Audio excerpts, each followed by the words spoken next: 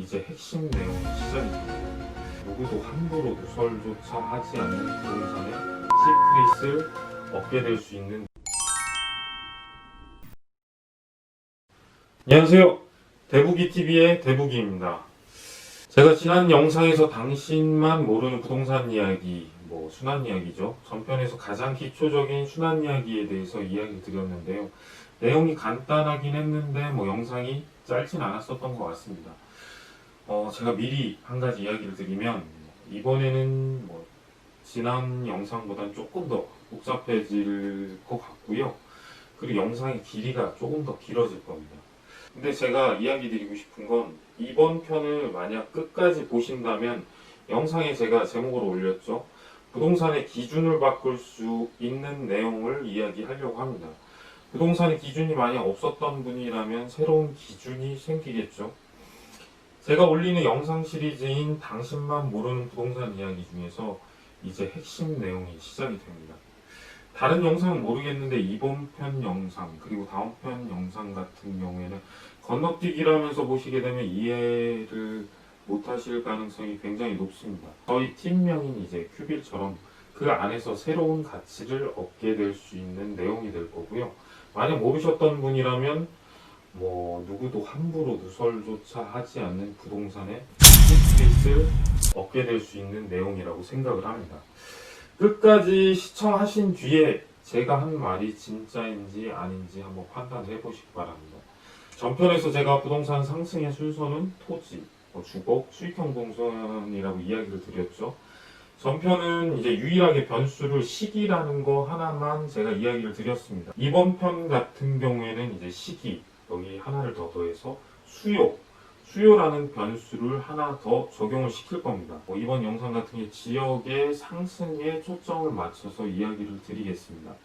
제가 이제 도시에 대해서 설명을 해드릴 텐데 내가 살고 있는 지역이나 내가 관심을 두고 있는 지역을 제가 이야기 드리는 예시를 대입해서 생각을 해보시면 조금 더 쉽게 이해하실 수 있을 겁니다. 제가 이제 세 가지 경우를 수요라는 변수를 추가해서 이야기를 할 텐데요. 그 첫 번째가 기존에 수요가 없는 지역. 여기 이제 자막이 뜨죠. 그냥 엉뚱해 보일 수 있는데 덩그러니 갑자기 택지가 생기거나 아무것도 없다고 생각했는데 신도시가 생기든가 이런 케이스를 이야기를 드리는 건데 이게 쉽게 떠오르시지가 않는다고 하면 대표적으로 판교나 세종 같은 경우가 이런 케이스에 해당된다고 보시면 됩니다. 기존 주거지가 없는데 갑자기 신도시가 생기는 경우죠. 두 번째 같은 경우에는 기존 수요가 있는 지역 바로 붙어서 정비 사업을 한다든가 수요가 많아져서 도시가 확장이 된다든가 하는 케이스인데 보통 정비 사업들이 이런 케이스에 대부분 속하고요. 그리고 도시가 커져서 위성 도시들이 주변에 생기면은 이것도 여기에 해당되는 케이스라고 보시면 됩니다. 떠오르시는 곳이 없다고 하면 가장 흔하게 이 케이스에 속하는 게 1기, 2기 신도시들 중 많은 도시들이 이 케이스에 속해 있었습니다. 만약 지금 살고 있는 곳 주변에 지구 단위 개발 계획이 진행이 되고 있는 곳이 있다고 하면 이 케이스에 속할 확률이 가장 높습니다. 이제 세 번째입니다. 마지막입니다. 기존 수요가 가득 차 있는 곳에서의 흐름을 이야기를 드릴 텐데 대표적으로는 재개발이 됩니다. 그리고 도시 안에서 만약에 그린벨트가 해제가 됐다고 하면 거기에 도시가 생성된다고 하면 이런 흐름을 보이게 될 겁니다. 이미 수요가 가득하기 때문에 도시가 생긴다고 해도 새로운 생성이라는 인식을 하기가 어려워요. 그리고 재개발 같은 경우에는 더 그렇죠. 그래도 순환 구조 속에서는 새로운 시작이 됩니다. 제 옆에 이제 세 가지가 다 이제 적혀져 있을 텐데 이 세 가지를 가지고 이번 영상에서 이야기를 해보도록 하겠습니다.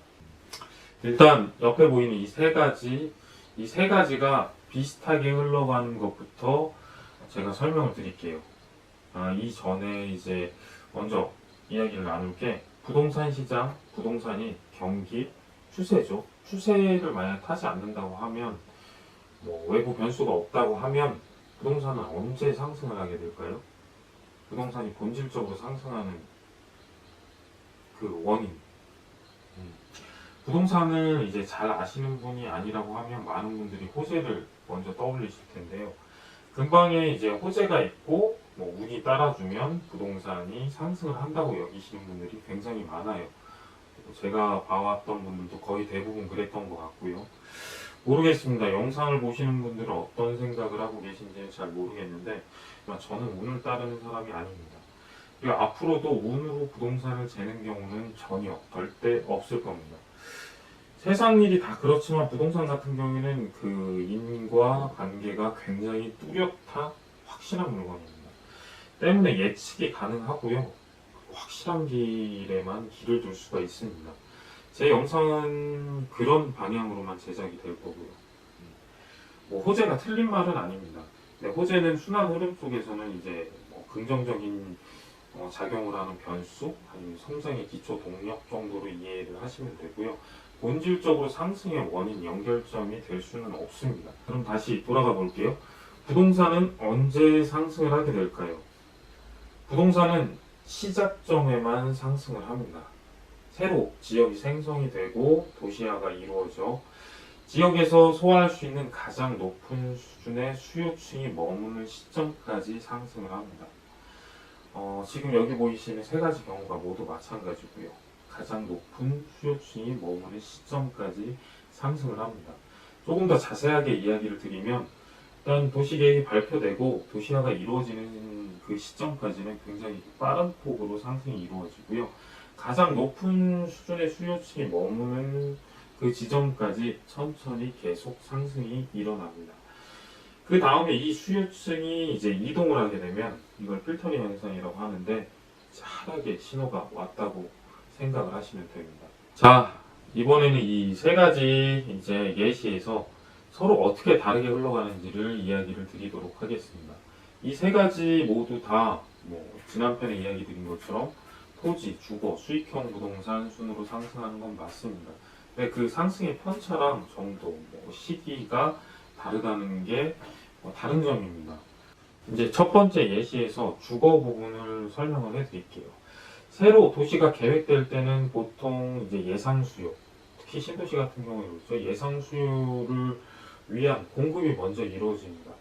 이게 무슨 말이냐면 조금 더 엄밀하게 세밀하게 이야기를 드리면 우리나라 특유의 공급 방식 선분양이라는 것 때문에 있어요. 이게 만약 투자 수요가 없으면 이 사람들이 선분양을 할 때 이거를 살 사람들이 사실 그렇게 많지 않습니다. 내가 저기 도시가 생기는데 나 3년 뒤에 저기 살 거야. 그러니까 지금 미리 집을 사놔야지 라고 생각하는 사람들이 그렇게 많지 않아요. 투자 수요까지 들어가지 않으면 그 물건은 미분양이 될 확률이 굉장히 높죠. 당연히 이제 실거주를 할 이제 실제 매수인 그리고 세를 얻어 사는 임차인들이 거주를 하면서 도시화가 이루어지기 시작을 하는 겁니다. 그 속도가 느리다는 이야기고요. 그래도 이제 시간이 지날수록 이제 주택 가격이 이제 도시화가 되면서 사람이 들어차면서 높아지긴 합니다. 주거 단지가 들어서게 되면 이제 본격적으로 수익형 부동산이 태동을 시작하게 됩니다.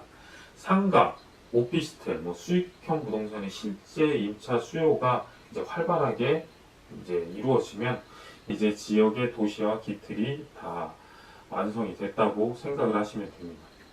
제가 이런 것들을 이야기 드리는 이유가 뭐냐면 이 순서를 위배해서 만약 부동산을 사시거나 그거를 파는거나 하게 되면 시간이 지나면 정상화가 될 가능성이 높아요. 가격은 계속 상승을 하니까. 하지만 그 사이 시간 동안의 고생은 감수를 하셔야 된다는 이야기입니다. 이제 두 번째 예시에 대해서 설명을 드리겠습니다. 기존 수요 지역 바로 옆에서 생성되는 도시의 흐름이라고 보시면 되는데 토지부터 말씀드리면 첫 번째 예시에 비해서는 토지를 가지고 이제 장난, 바가지를 씌울 수 있는 시간이 상대적으로 굉장히 부족합니다. 당장 수익성을 보고 토지 수익성을 보고 판단하는 시기가 굉장히 빨라져요. 기존 토지 가격도 굉장히 높은 편이고요. 그리고 토지의 가치가 상승되는 시간도 굉장히 빠른 편입니다. 주거 같은 경우에는 입지 여건이나 개발 계획이나 건물의 노후와 정도에 따라서 도시화가 이루어지기 전에도 지역에서 수용할 수 있는 가장 높은 수요층이 들어오기도 합니다. 일반적으로는 뭐 기존 주거 지역과 연결된 지역이기 때문에 수요층에 이제 이동 현상, 필터링 현상이 발생을 하게 되는데, 이 첫 번째 이야기 드렸던 예시에 비해서는 안정적으로 초기 주거 수요가 발생을 합니다. 만약에 이런 지역에서 미분양이 발생을 했다고 하면 빨리 사회적 인구 증가분을 확인을 하셔야 되는데요. 이 사회적 인구 증가분이 확정적이지 못할 경우, 이런 지역에서는 투자 지역으로서는 일찍 발을 빼야 하는 지역일 가능성이 굉장히 높습니다. 수익형 부동산 같은 경우에 이 두 번째 예시 같은 경우에는 제가 이야기 드렸던 시기, 수요라는 변수만으로 설명을 하지 못하는 한계가 있습니다. 주거지의 바로 앞에 등장하는 뭐 근린 상권 정도야 뭐 인구 수에 비례해서 어느 정도 생태계나 소형 상권이 만들어지겠지만, 이제 첫 번째 제가 예시를 들었던 것과는 다르게 일정 크기 이상의 상권, 뭐 타 지역에서 수요층이 넘어오는 2, 3차 수요층, 뭐 이런 용어는 아직 뭐 어렵죠. 쉽게 이야기를 드리면 수요층이 지역 범위를 넘어서는 상권, 지역의 범위가 우리 주거지 말고 조금 넓게 는 상권, 보통 이런 걸 지역권 상권이라고 부르는데 편의상 이번 영상에서는 광역상권이라고 부르겠습니다. 이 광역상권은 상권이 시작되는 태동부터 근처 상권과 경쟁을 시작을 합니다. 아무리 수요가 풍부한 도시 계획을 가지고 있다고 하더라도 근처에 만약에 복합적인 성격을 가진 상권이 있다던가 역세권 상권이 있다던가 아니면 뭐 중심 상권이 있다던가 하면 뭐 이 두 번째 예시의 상권 같은 경우에는 상승의 정도도 굉장히 달라질 거고요. 시기도 길어지거나 굉장히 많이 달라지게 됩니다. 이 부분을 이제 깊게 파고들면 이제 순환 이야기라기보다는 상권 이야기가 되는 거고요. 이 상권 이야기도 제가 이제 다룰 영상 중에 하나이기 때문에 언제가 차례가 되면 조금 더 깊게 세세하게 이야기를 드리도록 하겠습니다. 이제 세 번째 예시, 기존 수요 지역 속에서 생성되는 흐름을 이야기를 드리겠습니다. 아마도 이 세 가지 중에서는 뭐 가장 궁금해하시는 분들이 많을 거라고 생각이 되는데요. 대표적인 예로 아까 제가 재개발, 뭐 정비 사업, 재건축 같은 정비 사업이라고 이야기 드렸죠. 이 용어가 이제 최근 들어서 많이 이제 언급이 되는 단어고 많은 분들이 아시게 되는 단어가 됐어요. 근데 중요한 건 앞으로 대한민국에서는 이 재개발, 재건축이라는 정비 사업 이 단어가 부동산 용어로서 빠지지 않는 용어가 될 겁니다. 사실 지금 제가 이 이야기를 드리는 이 내용을 예전에 제가 블로그에도 지금 그대로 있고요. 사실 그 전에 카페에서도 이런 이야기를 많이 했었죠. 한 4년, 5년 정도 된 이야기인 것 같은데 사실 그렇게 오래된 이야기는 아닙니다.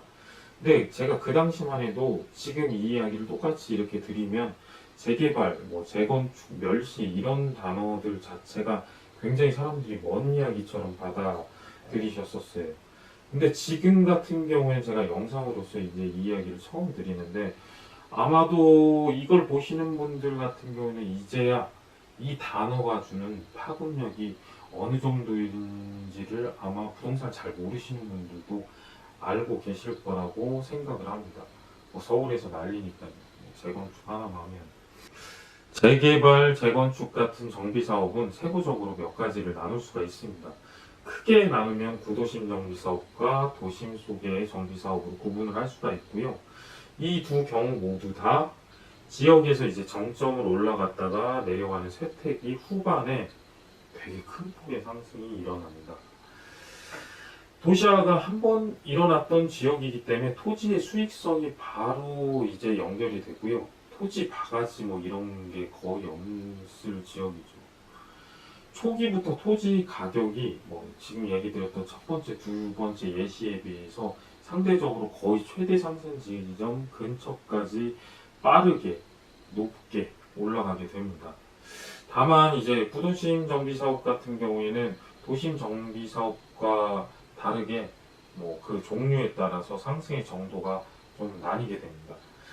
주택 재개발 사업이냐, 주거 환경 개선 사업이냐, 주택 재개발 중에서도 도시 환경 정비 사업이냐, 최근 행하고 있는 가로주택 정비 사업이냐, 재개발 같은 경우에도 뉴타운이냐, 도촉지구인지 균촉지구인지 거기에 따라서 편차가 발생을 합니다. 여러 가지가 있죠. 근데 이런 건 싹 다 모르셔도 상관이 없습니다. 구도심 정비 사업 같은 경우에는 조금 전에 이야기 드렸던 이런 것들 다 모르셔도 되고요. 딱 하나만 기억을 하시면 됩니다. 도로를 보셔야 됩니다.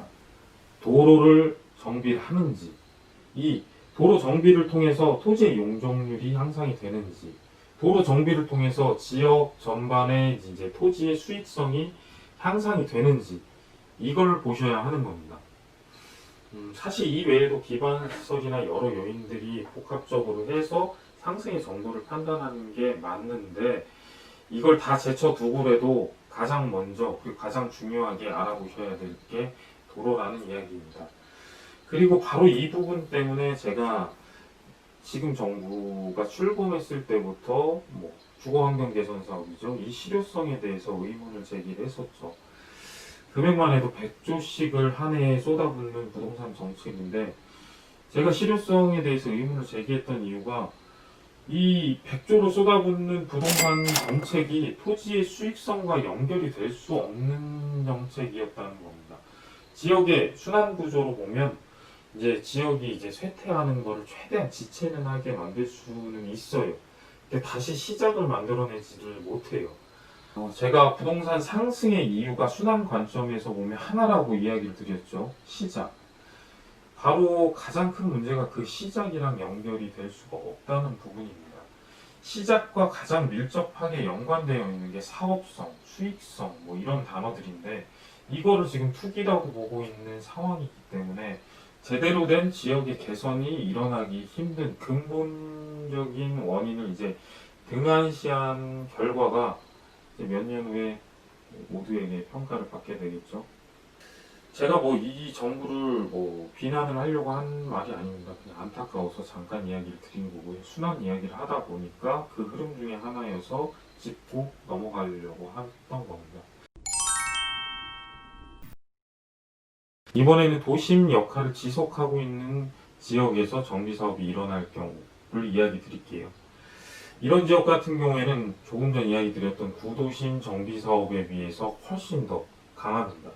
이걸 구체적으로 이야기를 드리면 어떤 재개발하든 재건축을 하든 정비사업이 어떤 걸 진행을 하든 사업성만 확보가 되면 토지 가격 같은 경우에는 순식간에 상승을 합니다. 기존에도 높은 토지 가격이었을 텐데 순식간에 최대 가격까지 근접을 해버리는 거죠.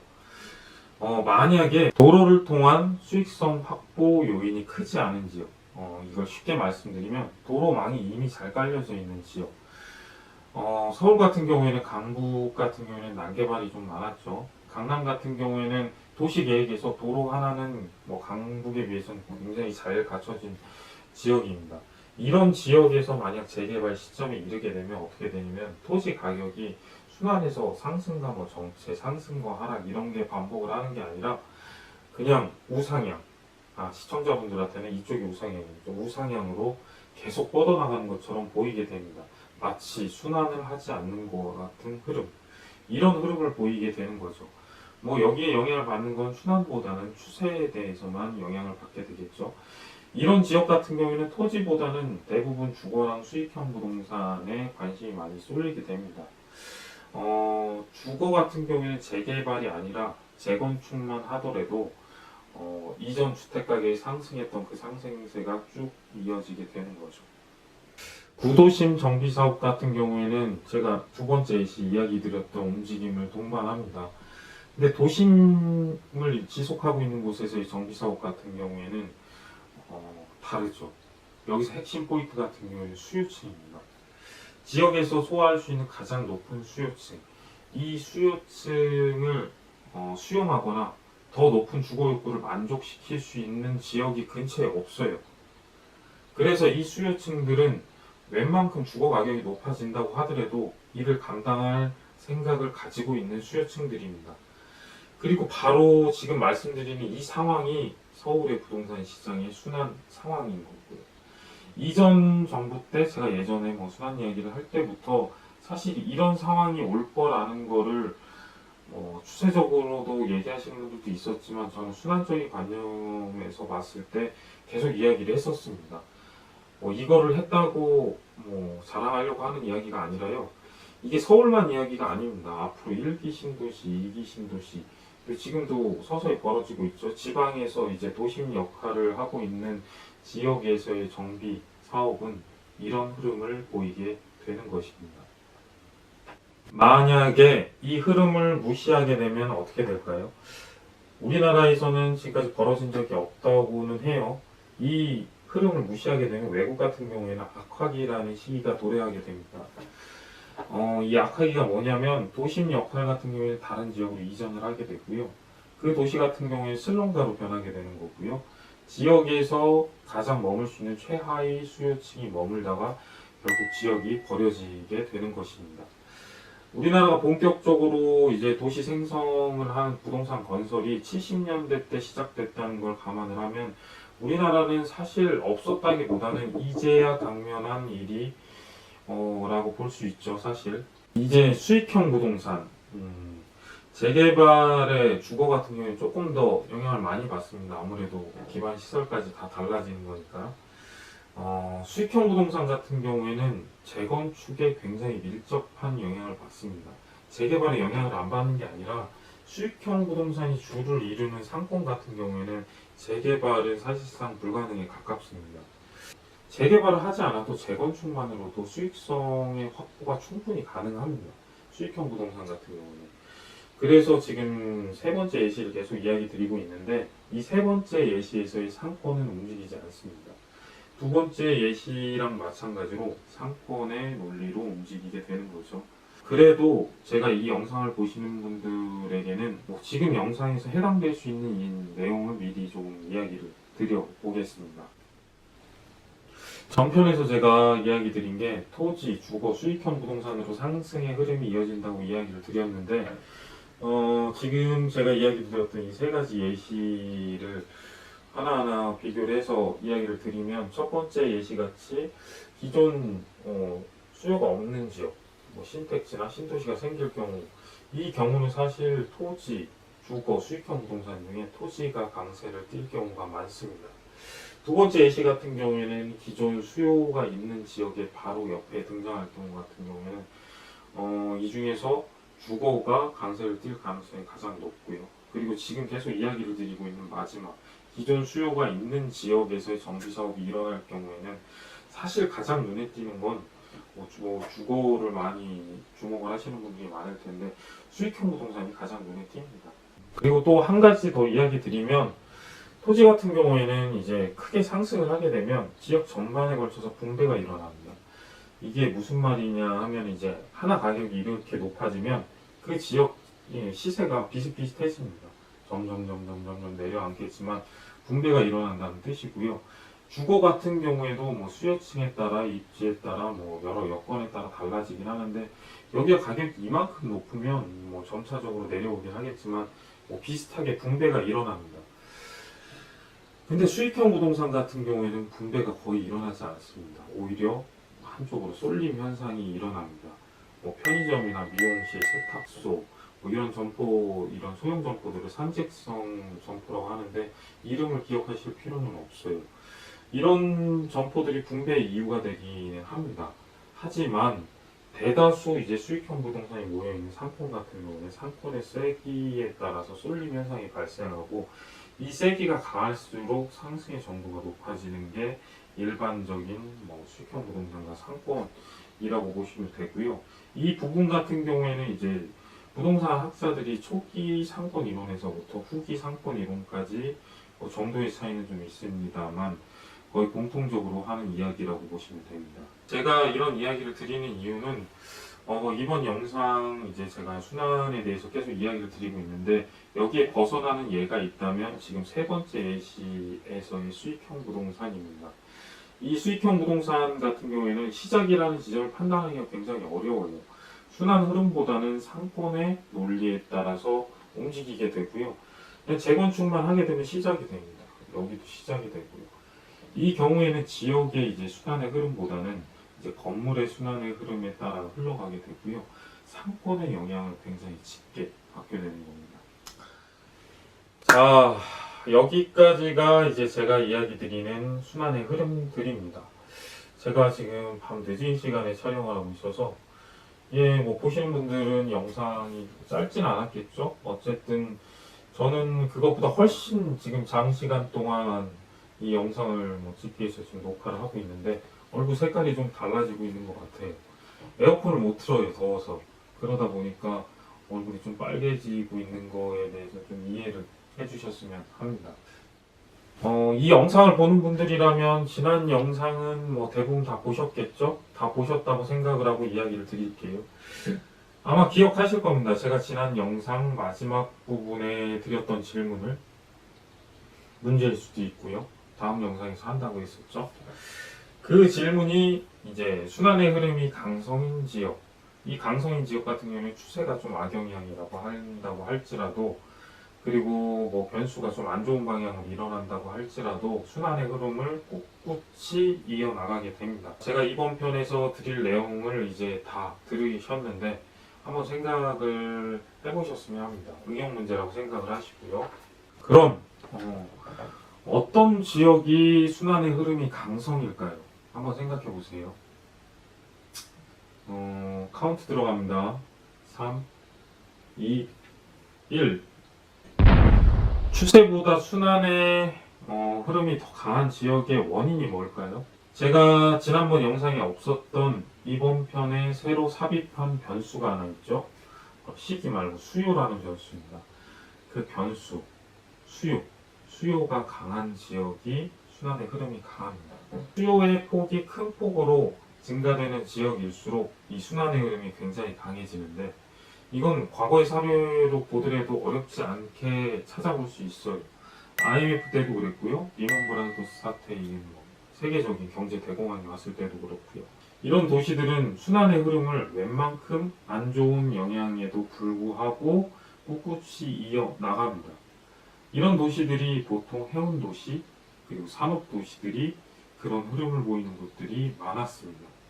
이런 지역들의 특징이 뭐냐면 수요가 강성이고 인구가 증가하는 지역이라는 겁니다. 이런 지역 같은 경우에는 외부의 변수보다는 자체의 순환의 흐름이 더 강한 지역입니다. 이제 응용 문제까지 끝났습니다. 순환이라는 관점에서 본 현재 부동산 시장을 만약 대입한다 그러면 좀 감이 오시나요? 근데 순환은 사실 추세랑 다르게 지역에 좀 국한되는 경향이 있습니다. 그러나 서울 같은 경우로 살펴보면 서울은 부동산 시장의 상승과 이제 하락점의 시작을 하는 역할이나 종합되는 역할을 하는 도시인데, 이 서울의 순환 흐름을 보면 추세랑 연결점 역할을 합니다. 이 부분을 사실 이야기를 드리면은 영상이 굉장히 길어지는데 나오도록 하겠습니다. 얘기하다 보니까 한 분이 좀 기억이 나는 분이 계신데요. 제가 이 이야기를 과거에 드렸을 때 제가 한 얘기 중에서 가장 높은 수요층이라는 말을 바로 하이스트 디맨더라고 영어로 번역을 하시더니 자기 자산에 대입해서 생각을 하시더라고요. 굉장히 제가 얘기한 보람이 느꼈었던 기억이 납니다. 지금 이 영상을 보시는 분들도 이제 가지고 계신 부동산 자산 혹은 지금 관심을 가지고 있는 부동산 자산에 오늘 제가 이야기 드린 거를 대입해서 한번 생각을 해보세요. 그러면 정말 놀라운 경험을 하게 되실 겁니다. 이미 저를 아셨던 분들 중에 이 얘기를 과거에 나눴던 분들은 그런 놀랍다는 경험을 하신 분들이 꽤 있죠. 제가 지금 이야기 드리는 당신만 모르는 부동산 이야기, 이 시리즈가 부동산의 기준이 되신 분들도 계십니다. 어떠셨나요? 제가 영상 첫머리에 이야기를 드렸죠.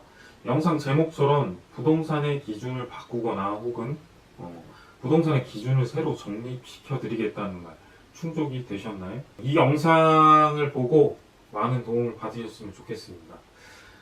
아직 당신만 모르는 부동산 이야기가 끝나지 않았습니다. 이제 절반을 했을 뿐이고요. 다음 편도 이번 편과 마찬가지로 굉장히 중요한 내용을 다루게 될 것 같습니다. 제 영상이 이제 가치가 있다고 생각이 되시거나 도움이 되셨다면 저에게 돌려줄 수 있는 건 하나 있습니다. 제가 바라는 것도 하나고요. 좋아요, 구독 잊지 말고 꼭 부탁드리겠습니다. 이상 대한민국 부동산의 기준이 되고 싶은 남자 대북이었습니다.